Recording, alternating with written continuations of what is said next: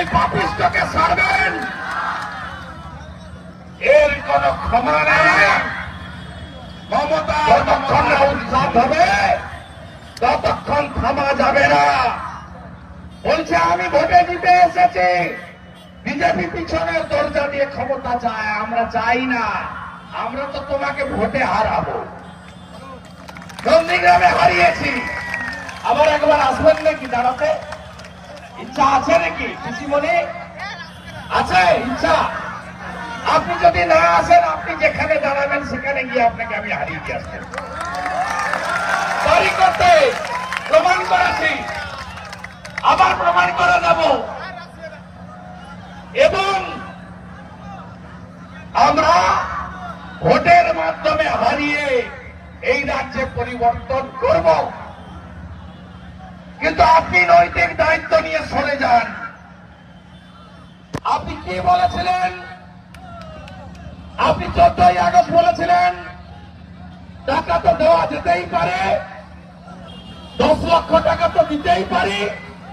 10 লক্ষ টাকা ওর বাবা মা উত্তর দিয়ে দিয়েছে, আপনার টাকা আপনার থাক, আমার মেয়ের বিচার পাক।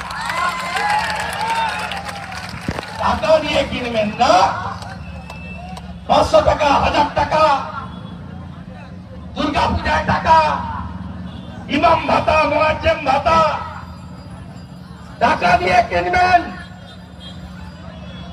একটা মায়ের, একটা বোনের, একটা মেয়ে, তার সম্ভ্রম, তার ইজ্জত, তার নারীত্ব, তার মাতৃত্ব টাকা দিয়ে কেনা যায় না মাননীয় মুখ্যমন্ত্রী। আর শুধু মিথ্যা কথা বলা, সারাক্ষণ মিথ্যা কথা বলা, পরে নবান্নতে ঠেলায় পড়ে বলছে আমি তো টাকার কথা বলিনি। কত বড় মিথ্যাবাদী, যার নেতৃত্বে আমরা পশ্চিমবঙ্গ প্রশাসন চলছে। আর শুধু পুলিশ, পুলিশ বাবা পার করেগা। আরে এরা এই কাঠি পুলিশরা, এই পূর্ব মেদিনীপুরের পুলিশরা, এরা কম জ্বালায়নি আপনাদের ভোটের আগে, কম জ্বালায়নি। পবিত্রকে আটকেছে, খেজুরি কালীপদ বাবু প্রধানকে আটকেছে, নিষ্কসমার মহিলা প্রধানকে আটকেছে, আমতলিয়ার দেবদাসকে আটকেছে। তারপরে আবার ওই টাওয়ারের তেলচোর যাকে আপনারা হারিয়েছেন 50,000-এর কাছাকাছি ভোট, ওই মালটা নিয়ে গেছিল উদয়কে। উদয় আবার পালিয়ে এসছে, লোকসভা ভোটে প্রচার করেছে বিজেপির হয়ে, তাকে আবার ধরে জেলে ঢুকিয়ে দিয়েছে। এই পুলিশ ছাড়া এদের কেউ নেই। এদের দশা আমি বলছি। এখানে একটা আইসি ছিল অমলেন্দু, তার নাম কৃষ্ণনগরে। আপনার অবস্থা অভিজিৎ মন্ডলের মতো হবে, আমি বলে রাখলাম। আপনি মিউনিসিপ্যালিটির ইঞ্জিনিয়ার শান্তনু পণ্ডার স্ত্রীকে কি করেছিলেন? সিবিআই তদন্ত হচ্ছে না? কৃষ্ণনগরে নিয়ে গেছে, এটা বেয়াদব অমরনাথ বলে এসপি ছিল। এদের ছাড়া হবে না, খুব সাবধান করে এদের। বাংলাদেশে কি হচ্ছে দেখছেন না? হারুন বলে এক অত্যাচারী পুলিশ অফিসার ছিল, এখন কোথায় গেছে, কোথায় লুকিয়েছে কেউ জানে না। অত্যাচার শেষ কথা বলে না। আপনারা সবাই একমত তো? দফা এক দাবি এক, দফা এক দাবি এক। আপনারা নবান্ন অভিযানে গেছিলেন অনেকে, আমরা গাড়ি টাড়ি দিইনি, ছাত্র সমাজ দিতেছিল, অভিভাবকরা চলে গেছিলেন। নড়িয়ে দিয়েছেন তো? ভালো করে নড়িয়ে দিয়েছিলেন। আবার ডাকছি 25 তারিখ কালীঘাট যেতে হবে। রেডি? সবাই রেডি? যাবো কালীঘাটে। কালীঘাটে অফিস বানিয়েছেন, বাড়িতে আমরা যাই না, উনি অফিস বানিয়েছেন, ওই অফিসটা কেমন দেখে আসলো। সবাই রেডি? 4 দিন ধরে লাগাতার বৃষ্টি হয়েছে, বৃষ্টিতে অনেক মানুষের ক্ষয়ক্ষতি হয়েছে। কালকে থেকে বাঁধগুলো ভাঙছে। পাঁশকুড়ায় বাঁধ ভেঙেছে, খানাকুলে বাঁধ ভেঙেছে, ঘাটালে বাঁধ ভেঙেছে, দাসপুরে বাঁধ ভেঙেছে, পরশুরায় বাঁধ ভেঙেছে, উদয়নারায়ণপুরে আজকে বাঁধ ভেঙেছে। উনি বেরিয়ে পড়েছেন, বাঁধ চূড়ার কোন চিন্তা ভাবনা নেই। নেমেই বলছে টিবিসি জল ছেড়েছে, তাই সব বাঁধ ভেঙে গেছে।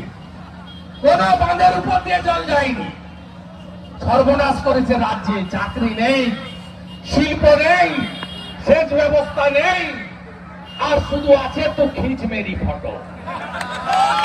ফটো তুলতে বেরিয়েছেন। দাঁড়াবেন তো, দাঁড়াবেন। মেদিনীপুর পথ দেখাবে।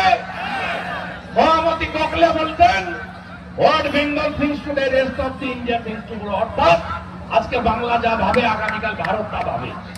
আর তৎকালীন স্বাধীনতা সংগ্রামী সিআর দাস, বরেণ্য চিত্তরঞ্জন দাস, তিনি বলতেন মেদিনীপুর যা ভাবে বাংলা আগামীকাল তা ভাবে।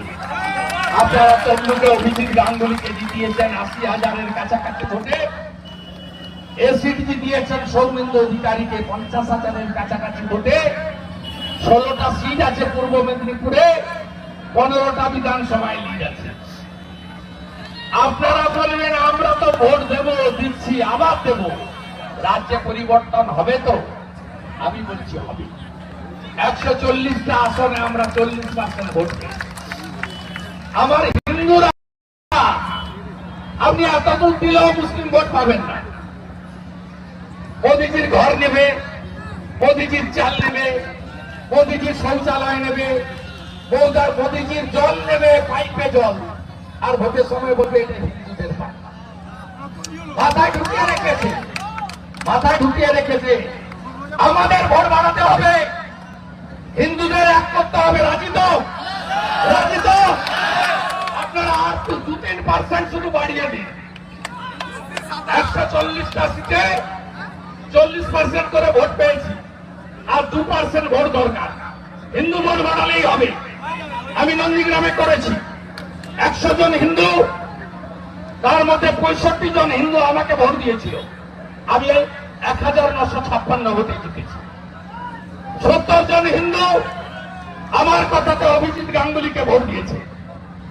অভিজিৎ গাঙ্গুলি নন্দীগ্রাম থেকে ৮,২০০ ভোটে জিতেছেন, বেশি পেয়েছেন। বিধানসভা ভোটে ৮৫%-এর বেশি হিন্দু নন্দীগ্রামে আমি এক করব, এবং বিজেপি ২০,০০০ ভোটে জিতবে। আপনাদের প্রত্যেকের দায়িত্ব প্রত্যেকটা বুথে বুথে আরো 10% হিন্দুকে ভারতীয় জনতা পার্টির পক্ষে আনা, যাতে 2026-এ এই সরকারকে আমরা সরিয়ে আমার বোনের সঠিক বিচার দিতে পারি। আর যদি 2026-এ এই রাজ্যে কোন রাষ্ট্রপতি সরকার না হয়, 2031 সালে আর একটা সুরাবর্তী মুখ্যমন্ত্রী হবে।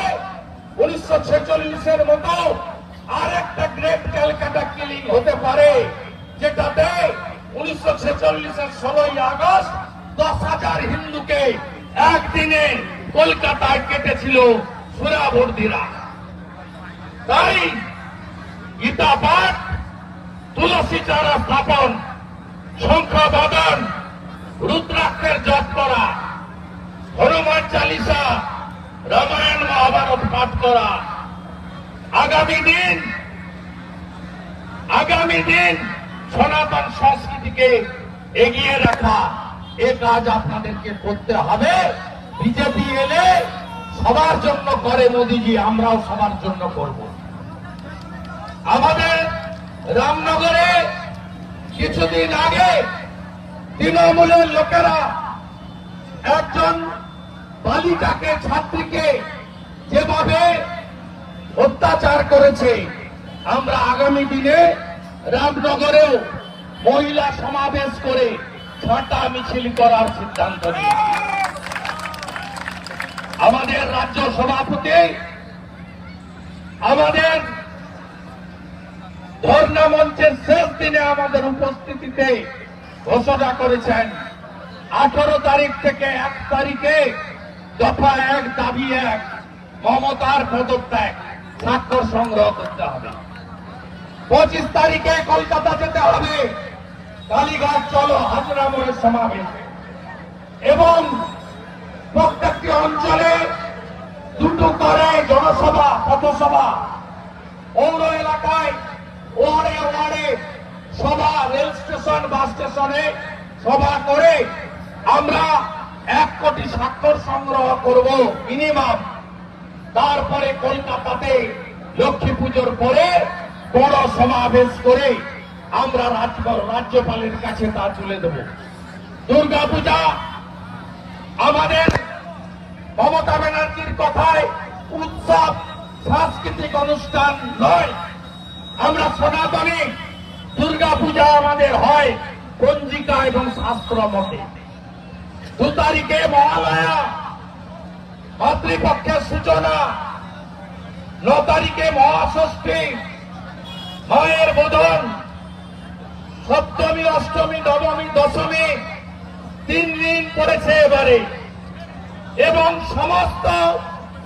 সমস্ত কর্মসূচি সকাল 8টার মধ্যে পঞ্জিকা মতে শেষ করতে হবে। আমরা সাত্বিক মতে পঞ্জিকা মতে পুজোতে অংশগ্রহণ করব। আর ভারতীয় জনতা পার্টি রাজ্যের সব জায়গায় একটি করে অভয়া মঞ্চ তৈরি করবে। উৎসব মেলা যেখানে হবে, পুজো অনুষ্ঠান যেখানে হবে, সেখানে মুখ্যমন্ত্রীর পদত্যাগ দাবিতে স্বাক্ষর সংগ্রহ হবে। এবং আমার মাতৃশক্তি অষ্টমীর দিন নিজের পরিবারের জন্য যেমন প্রার্থনা করবেন, আমাদের বোন ডাক্তার বোনের বিদায়ী আত্মা যাতে অমরত্ব পায়, উৎসব সেদিনই হবে যেদিন অভয়ার উপরে অত্যাচার করারা এবং প্রমাণ লোপাট করারা ফাঁসিতে ঝুলবে, সেদিনই প্রকৃত উৎসব পালন হবে। বাংলাদেশে কি হচ্ছে দেখছেন না? বাংলাদেশের স্বরাষ্ট্র উপদেষ্টা বলছেন দুর্গাপূজার টাইম যাই থাক,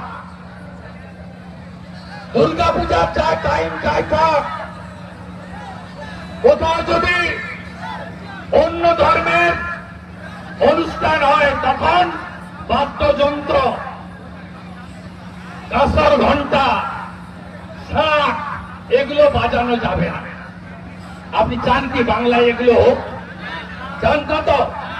যদি না চান, জোট বাঁধন তৈরি হন, এই বাংলাতেও আরেকটা যোগী আদিত্যনাথের মতো সরকার তৈরি করতে হবে, হেমন্ত বিশ্ব শর্মার মতো সরকার তৈরি করতে হবে। এবং পূর্ব মেদিনীপুর তার কাজ শুরু করেছে লোকসভা ভোট থেকে। সবাই ভালো থাকবেন। আপনাদের প্রত্যেককে অভিনন্দন, কৃতজ্ঞতা, ধন্যবাদ জানিয়ে 25 তারিখে কলকাতায় দেখা হবে এই আশা রেখে আমার কথা শেষ করলাম। দফা 1 দাবি 1, আরো জোরে বলুন, দফা 1 দাবি 1, দফা 1 দাবি 1। হিরক রানী, হিরক রানী, দড়ি ধরে মারো কান, দড়ি ধরে মারো কান, দড়ি ধরে মারো কান। এই বিনীত গোয়েলের শাস্তি চাই, মমতা ব্যানার্জির পদত্যাগ চাই, স্বৈরাচারীর বিরুদ্ধে, স্বৈরাচারীর বিরুদ্ধে। আমার বোন খুন হলো কেন? আমার বোন খুন হলো কেন? অভয়ার রক্ত, তিলোত্তমার রক্ত, কদম্বিনীর রক্ত, আমার মনের রক্ত, আর কি করার বিচার চাই, জাস্টিস